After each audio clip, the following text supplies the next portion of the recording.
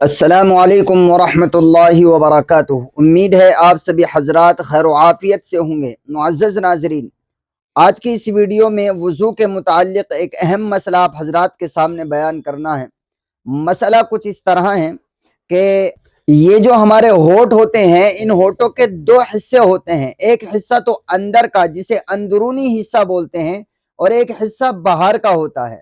یہ یوں سمجھیے آسان انداز میں کہ جیسے ہم اپنے ہونٹوں کو بند کریں گے تو بند کرنے کے بعد جو حصہ نظر آتا رہتا ہے اس کو باہر کا حصہ کہتے ہیں، جسے خشکی کا حصہ بھی بول دیتے ہیں۔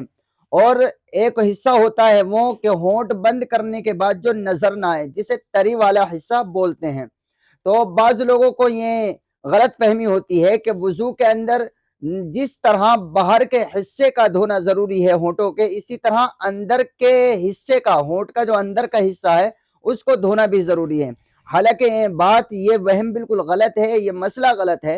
ہونٹ وضو کے اندر ہونٹوں کے اندر والے حصے کا دھونا ضروری نہیں ہے، بلکہ باہر والے حصے کا دھونا ضروری ہے۔ آپ صرف وضو کے اندر باہر والے حصے کو اچھی طرح دھو لیجئے، جو کہ منہ دھلنے میں دھل جاتا ہے، اندر والے حصے کا دھونا ضروری نہیں ہے۔